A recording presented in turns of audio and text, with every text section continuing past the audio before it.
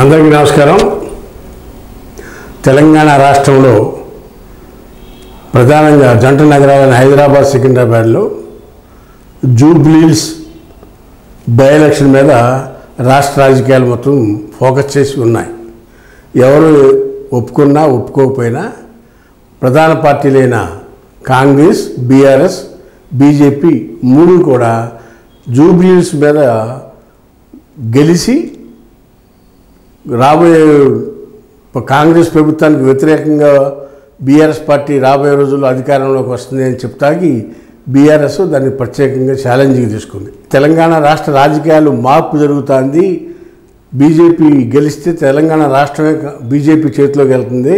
కాబట్టి జూబ్లీహిల్స్ని గెలవాల్సిన ఆవశ్యకత, అవసరము ఉందని చెప్పి బీజేపీ నాయకత్వం ఆలోచిస్తూ ఉంది. కాంగ్రెస్ పార్టీ ముఖ్యమంత్రి స్థానంలో ఉన్న రేవంత్ రెడ్డి ఆయనకు ఛాలెంజ్, బై ఎలక్షన్లో అధికార పార్టీకి ఎప్పుడు ఎడ్జ్ ఉంటుంది. ఇది బై ఎలక్షన్ జరిగినప్పుడు ఏ పార్టీ అధికారంలో ఉంటే ఆ పార్టీకి ఎడ్జ్ ఉంటుంది. ఎందుకంటే ప్రభుత్వంతో పనులు ఉన్న వాళ్ళు కానీ, ప్రభుత్వంతో సహాయం పొందేవాళ్ళు కానీ, ప్రభుత్వం అధికారంలో ఉంది కాబట్టి మనకి ఏదైనా సమస్య వస్తే చేయగలుగుతుందని కానీ అధికార పార్టీ కొద్దిగా ఎడ్జ్ ఉంటుంది. ఆ ఎడ్జ్ని అడ్వాంటేజ్ చేసుకుని గెలుపు గుర్రాన్ని సాధించాలి అని రేవంత్ రెడ్డి చూస్తూ ఉన్నాడు. అంతేకాకుండా జంట నగరాల్లో ఒకే ఒక సీటు తప్పితే కాంగ్రెస్ పార్టీకి ఎమ్మెల్యేలు కూడా లేదు. అంతా బీఆర్ఎస్ వాళ్ళు, ఎంఐఎం వాళ్ళు ఉన్నారు. ఇలాంటి పరిస్థితుల్లో జూబ్లీహిల్స్ ఎన్నిక గెలుపు అనేది రేవంత్ రెడ్డికి ఒక పరిపాలనకి ఒక ల్యాండ్ మార్క్, ఒక మార్క్గా చెప్పచ్చు. ఎందుకంటే జూబ్లీహిల్స్లో బీఆర్ఎస్ సీట్ ఇది. అది కాకుండా డెత్ సీట్లో సింపతి ఉంటుంది. ఆ సింపతిని కూడా క్యాష్ చేసి గనక గెలిపించుకోగలిగితే రేవంత్ రెడ్డికి ఆయన పరిపాలనకి కాంగ్రెస్ అధిష్టానంలో కానీ ప్రజల్లో కానీ మంచి మార్కులు పడే అవకాశం ఉంటుంది. కాబట్టి రేవంత్ రెడ్డి ఈ ఎన్నికని ఛాలెంజ్గా తీసుకుని, జూబ్లీహిల్స్ ఎన్నికని ఛాలెంజ్గా తీసుకుని కాంగ్రెస్ అభ్యర్థిని గెలిపించుకోవడానికి చాలా ప్రయత్నాలు ఇప్పటికీ చేస్తున్నట్టు తెలుస్తోంది.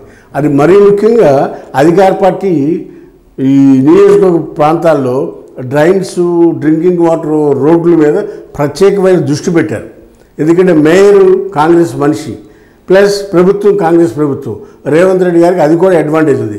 జూబ్లీహిల్స్లో ఇప్పటికే ఆల్రెడీ 100-150 కోట్ల రూపాయలు పనులు చకచక శరవేగంతో జరుగుతూ ఉన్నాయి. అవసరం ఉన్న చాట, అవసరం లేని చాట కూడా పనులు చేసేస్తాను ప్రభుత్వం. ఎందుకంటే రేపు ఓట్లలో ఎక్కడికైనా వెళ్ళినా ఈ రోడ్డు వేసాము అని అడ్వాంటేజ్ తీసుకోవాలి. ఇది నుంచున్న అభ్యర్థి అయినా, పార్టీ కేడర్ అయినా ఆ అడ్వాంటేజ్ ఈ ప్రభుత్వానికి ఉంది. ప్రభుత్వం ఆ విధంగా పనిచేస్తుంది. దాని ఆల్రెడీ ఇప్పటికే కులాల వారీగా పొన్నం ప్రభాకర్ని, వివేకానందని, తుమ్మల నాగేశ్వరరావుని కులాల వారీగా కూడా ప్రజెంట్ మంత్రుల్ని అక్కడ నియోజకవర్గాల్లో పెట్టి వారికి అసిస్టెంట్లుగా ఎమ్మెల్యేలని, కార్పొరేషన్ చైర్మన్ని, మంది మార్పుల మొత్తం ఆల్రెడీ కాంగ్రెస్ పార్టీ తరపున నియోజకవర్గంలో పనిచేస్తామని.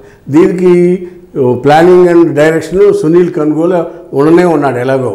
ఎందుకంటే ఆయన డైరెక్షన్ కొంత ఉంటుంది. ఆయన మనుషులు కూడా నియోజకవర్గంలో పనిచేస్తూ ఉన్నారు. ఇవన్నీ కూడా పెట్టి అత్యంత ప్రతిష్టాత్మకంగా తీసుకున్న నియోజకవర్గ ఎన్నిక జూబ్లీహిల్స్ది. బీహార్ ఎన్నికలతో పాటు దీనికి కూడా నోటిఫికేషన్ వస్తుందని కాంగ్రెస్ అధిష్టానం, రాష్ట్ర ప్రభుత్వం కూడా ఎదురు చూస్తారు. ఈసీ కూడా ఎదురు చూస్తూ ఉంది. బీహార్ షెడ్యూల్తో పాటు జూబ్లీహిల్స్ కూడా షెడ్యూల్ విడుదలవుతుంది అనేది అందరి నాయకుల్లోనూ, ఎనలిస్టుల్లోనూ, విశ్లేషకుల్లోనూ చర్చించుకుంటూ ఉన్నారు. అయితే మరీ ముఖ్యంగా ఇక్కడ BRS party already candidate declare చేసినట్టే 99%. ఎందుకంటే బీఆర్ఎస్ పార్టీ మాగంటి గోపీనాథ్ ఇక్కడ 3 సార్లు గెలిచాడు. ఒకసారి తెలుగుదేశం తరఫున 14లో, 18లో బీఆర్ఎస్ తరఫున, 23లో బీఆర్ఎస్ పార్టీ తరఫున 3 సార్లు ఇక్కడ అత్యంత మెజారిటీతో 3 సార్లు గెలిచాడు మాగంటి గోపీనాథ్. ఎక్కడ కూడా నాన్ కాంట్రవర్షియల్ పర్సన్, అభివృద్ధి ప్రధానంగా పనిచేసుకునేలాడు. అంతేకాకుండా హైదరాబాదు నగర బీఆర్ఎస్ పార్టీ అధ్యక్షుడిగా కూడా, జిల్లా పార్టీ అధ్యక్షుడిగా కూడా పనిచేశాడు ఈ మాగంటి గోపీనాథ్. కేటీఆర్కి అత్యంత సన్నిహితంగా, హరీష్ రావుకి అత్యంత సన్నిహితంగా మెలిగిన వ్యక్తి ఈ మాగంటి గోపీనాథ్. అనూహ్య పరిణామాల్లో ఆరోగ్య పరిస్థితులు బాగాక చనిపోవడం జరిగింది. అయితే బీఆర్ఎస్ పార్టీ వాళ్ళ మిస్సెస్కే సీట్ కన్ఫర్మ్ చేసినట్టు మనకు అందుతున్న వార్తలు. ఆవిడికే సీట్ ఇస్తారు. ఆవిడే గెలుపు గాడి కింద వాడతాకి ప్రయత్నం చేస్తారు. మరీ ముఖ్యంగా ఆవిడకి ఆయన అభివృద్ధి, ఆయనతో పరిచయాలు, గోపీనాథ్కి గత 11 ఏళ్లుగా నియోజకవర్గంలో ఆయన చేసిన విశేష కృషి ప్లస్ కమ్మ ఓట్లనే నమ్ముకుంది బీఆర్ఎస్ పార్టీ. అంతేకాకుండా సానుభూతి, కమ్మ ఓటర్సు ప్లస్ నియోజకవర్గంలోని అభివృద్ధి పనులు, పార్టీ కేడరు, రాబోయే రోజుల్లో బీఆర్ఎస్ ఈ నియోజకవర్గంలో కనుక బీఆర్ఎస్ పార్టీ గెలిస్తే రాష్ట్రంలో బీఆర్ఎస్ పార్టీ వస్తుంది అనేదానికి సాంకేతికం పంపిస్తాకి ఇది ఒక అడ్వాంటేజ్ బీఆర్ఎస్ పార్టీకి ఉంది. ఎట్టి పరిస్థితులైనా బీఆర్ఎస్ పార్టీ తల కింద పెట్టి కాళ్ళు పైకి పెట్టైనా సరే, తపస్సు చేసైనా సరే ఈ బై ఎలక్షన్లో గెలవాలనేది దృష్టి పెట్టి పనిచేస్తూ ఉన్నారు. కేసీఆర్ కానించి కేసీఆర్ డైరెక్షన్లో కేటీఆర్, హరీష్ రావు, మార్బలం మొత్తం దీని మీద ఫోకస్ చేసి పనిచేస్తారనేది అందరికీ తెలిసిన సత్యం. అయితే సునీత విషయంలో బీఆర్ఎస్ పార్టీగా ఓవరాల్గా వ్యతిరేకత ఉన్నా కవిత ఇష్యూస్ కానీ కేసీఆర్ ప్రజా ఉద్యమంలో రావట్లేదని కానీ అదేవిధంగా కొంత సింపతి కూడా ఉంది. ఎందుకు కేసీఆర్ ఉన్నప్పుడు ప్రభుత్వ పాలన వేరుండే, కాంగ్రెస్ ప్రభుత్వ పాలన వేరే ఉండేది అనేది బేరీజ్ వేసుకుంటున్నారు.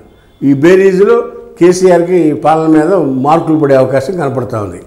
అయితే ఇప్పుడు ఉన్న పరిస్థితుల్లో అధికారం కాంగ్రెస్ చేతిలో ఉంది కాబట్టి బీఆర్ఎస్ వాళ్ళు పణంగా పెట్టి పోరాటం చేయాల్సిందే. ఏది జూబ్లీహిల్స్ ఎన్నికలు గెలుపు దక్కాలంటే సునీతని ఆల్రెడీ డిక్లేర్ చేసుకున్నారు. ఇక కాంగ్రెస్ పార్టీ వస్తే కాంగ్రెస్ పార్టీలో అంతర్గత కలహాలు ఎప్పుడు మామూలే.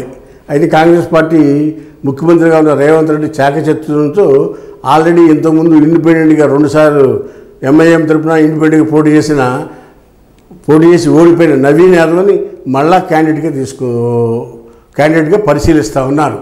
అయితే ఇంతలో మాజీ ఎంపీ 2 సార్లు సికింద్రాబాద్ నుంచి ఎంపీగా గెలిచిన అంజన్ కుమార్ యాదవ్ ఆయన ప్రయత్నాలు ఆయన చేస్తాడు. ఈ జూబ్లీహిల్స్ నియోజకవర్గంలో నేను 2 సార్లు ఎంపీగా పనిచేశాను ఆ ప్రాంతానికి, కాబట్టి ఆ ప్రాంతం నా నియోజకవర్గ పరిధిలోనే ఉంది. కాబట్టి నాకే మళ్ళీ అక్కడ టికెట్ ఇస్తే నా పరిచయాలు అన్నీ ఉపయోగపడితే నేను కాంగ్రెస్ పార్టీ లాయలిస్ట్ని. నేను గత 30-40 ఏళ్ళ నుంచి కూడా యూత్ కాంగ్రెస్ నుంచి కాంగ్రెస్లో పనిచేశాను. నెహ్రూ గాంధీ కుటుంబాలకు విధేయుడిని. రాహుల్ గాంధీతో డైరెక్ట్ పరిచయం ఉన్న వ్యక్తి ఈ అంజన్ కుమార్ యాదవ్. అది కూడా అడ్వాంటేజ్ అవుతుంది. అయితే ఇక్కడ కాంగ్రెస్ పార్టీకి ఢిల్లీలో కదా టికెట్ ఇచ్చేది, ప్లస్ అదేమైనా చేతావాత సీఎం అయితే ఆల్రెడీ నవీన్ యాదవ్ అని అనుకుంటున్నాడు. కానీ ఢిల్లీలో కనుక అధిష్టానం ఏ నిర్ణయం తీసుకుంటుంది అనేది నిన్న కోర్ కమిటీ మీటింగ్ మంత్రుల సమావేశంలో కూడా రేవంత్ రెడ్డి సూచాయిగా చెప్పాడు. ఏమని, మనం అయితే నవీన్ యాదవ్ పేరు సూచిస్తున్నాము చెప్పకుండా చెప్పాడు ఆయన కూడా. మరి ఢిల్లీలో ఏ నిర్ణయం అధిష్టానంలో ఫైనల్ అనేది ఆయన మంత్రులుగా అందరికీ చెప్పాడు. అయితే అంజన్ కుమార్ యాదవ్ ఢిల్లీలో ప్రయత్నాలు చేసుకున్నాడు. ఎందుకు రాహుల్ గాంధీతో పర్సనల్ పరిచయం ఉంది. అయితే ఆల్రెడీ ఈయన గతంలో మన కంటెస్ట్ చేసి ఓడిపోయాడు. ఇది మన 23 ఎలక్షన్లో ఎమ్మెల్యేగా పోటీ చేసి ఓడిపోయాడు. కాబట్టి ఆల్రెడీ ఒకసారి టికెట్ ఇచ్చాం, ఆయన ఛాన్స్ అయిపోయింది అనేది ఒక వాదన ఉంది. బట్ మరి కాంగ్రెస్లో ఏం జరుగుతుంది అనేది ఏ నిమిషానికి ఏదైనా జరగచ్చు చెప్పలేం. అయితే ఈ నవీన్ కుమార్ యాదవ్ కూడా ఇక్కడ ఈ ప్రాంతంలో 2 సార్లు పోటీ చేయటం, మొన్న అజారుద్దీన్కి కూడా కాంగ్రెస్ పార్టీ చేరి అజారుద్దీన్ క్యాంపెయిన్గా పనిచేయటం, ఈ ప్రాంతాల్లో విశేషమైన పరిచయాలు ఉండటం అది ఆయన కలిసి వచ్చే అంశం. అలాగే అదేవిధంగా ఆయన ఫోన్ చేస్తే కూడా ఎవరికి రెస్పాన్స్ అవ్వడు. అది కూడా ఆయనకు ఒక చిన్న మైనస్గా కార్యకర్తలు అభిమానులంతా చెప్పుకుంటా ఉంటారు, మా అన్న ఫోన్ ఎత్తదని డైరెక్ట్గా. అది ఒక మైనస్ ఉంది ఆయనకి. పోతే ఇక రాజకీయాల్లో అంటారా అనేక చెప్పుకుంటూ ఉంటారు. ఎన్ని చెప్పినా కానీ కాంగ్రెస్ పార్టీ ముఖ్యమంత్రి అభ్యర్థిగా నవీన్ కుమార్ యాదవ్ ఉన్నాడనేది చెప్పక తప్పదు. ఇకపోతే బొంతు రామ్మోహన్ గతంలో మేయర్గా పనిచేశారు, నాకు ఈ ప్రాంతం మొత్తం పరిచయం ఉంది అని ఆయన కూడా ఒక ప్రయత్నం చేస్తున్నాడు. బట్ ఈజ్ నాట్ ఫైనల్ లిస్టులో ఇతను ఉండడం అనేది ఆయనకి తెలుసు, కేడర్కి కూడా తెలుసు, కాంగ్రెస్ పార్టీ కార్యకర్తగా. ఈ బీఆర్ఎస్ ఓడిపోయిన తర్వాత ఈయన కాంగ్రెస్లో చేరాడు. సో ఆయన అప్లికేషన్ అంత సీరియస్గా పార్టీ కూడా ఎవరు లేనప్పుడు పరిశీలిస్తున్నప్పుడు ఆల్రెడీ కాంగ్రెస్ క్యాండిడేట్లు ఇక్కడ ఇద్దరు పోటాపోటీ పడతా ఉన్నప్పుడు ఆయన క్యాండిడేట్ని సీరియస్గా తీసుకోదనేది ఈ విషయంలో చెప్పక తప్పదు. ఇకపోతే బీజేపీ పార్టీ లంకల దీపక్ రెడ్డి ఇక్కడ పోటీ చేశాడు. లంకల దీపక్ రెడ్డి సుమారు 42,000 ఓట్లు వచ్చినాయి బీజేపీ పార్టీ తరఫున. అదేవిధంగా బీఆర్ఎస్ పార్టీ తరఫున గెలిచిన మాగంటి గోపీనాథ్కి 77,000 ఓట్లు వచ్చినాయి. కాంగ్రెస్ పార్టీ తరఫున ఓడిపోయిన అజారుద్దీన్కి 62,000 వచ్చినాయి. 62,000 కాంగ్రెస్ పార్టీకి వచ్చింది. గత ఎన్నికల్లో నేను చెప్పేది బీఆర్ఎస్ పార్టీ అభ్యర్థికి 77,000 వచ్చినాయి. లంకల దీపక్ రెడ్డి బీజేపీకి 42,000 ఓట్లు వచ్చాయి గత ఎన్నికల్లో. ఇప్పుడు మరి పరిస్థితులు ఏమన్నా మారినాయా లేదా అభ్యర్థులు మారుతున్నారు, రంగం పూర్తిగా మారిపోతుంది. బీఆర్ఎస్కి సింపతి ఉంది, కాంగ్రెస్కి ఏమో అధికారం ఉంది. బీజేపీకి కేంద్రంలో అధికారం ఉంది. కిషన్ రెడ్డి ఢిల్లీలో క్యాబినెట్ మంత్రిగా ఇక్కడ కిషన్ రెడ్డి నియోజకవర్గం, కిషన్ రెడ్డికి కూడా తన నియోజకవర్గాలు గెలిపించుకోవటానికి విశ్వప్రయత్నం చేస్తాడు. అది కాకుండా ఆల్రెడీ బీజేపీ పార్టీ రాష్ట్రంలో పెరుగుతూ ఉంది. మోడీ చామి కానీ బీజేపీ పార్టీ పట్ల ఆకర్షణ యువత అంతా కూడా బీజేపీని సపోర్ట్ చేస్తున్నారు. బీజేపీ పార్టీ తరఫున లంకల దీపక్ రెడ్డి గతంలో పోటీ చేసి ఓడిపోయినా ఆయన ప్రయత్నాలు ఆయన చేసుకున్నాడు. ఆయన అటు చంద్రబాబు నాయుడు వెళ్ళి కలిసి వచ్చాడు ఆల్రెడీ. అదేవిధంగా కిషన్ రెడ్డి ఆశీస్సులు మెండుగా ఉన్నాయి. దీపక్ రెడ్డి అదిగా మొన్న కంటెస్ట్లో పోటీ చేసి ఓడిపోయాడనే ఒక సానుభూతి ఉంది కేడర్లో.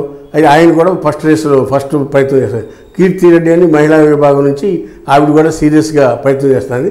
అనూహ్యంగా వీళ్ళిద్దరూ కాకుండా బండారు దత్తాత్రేయ కుమార్తె బండారు శ్రావణి, ఆవిడ దత్తాత్రేయ వారసురాలుగా రాజకీయాల్లో ప్రవేశించి ఇక్కడ ఆవిడ అయితే ఎలా ఉంటుంది అని బీజేపీ పార్టీ సర్వే చేపిస్తూ ఉంది.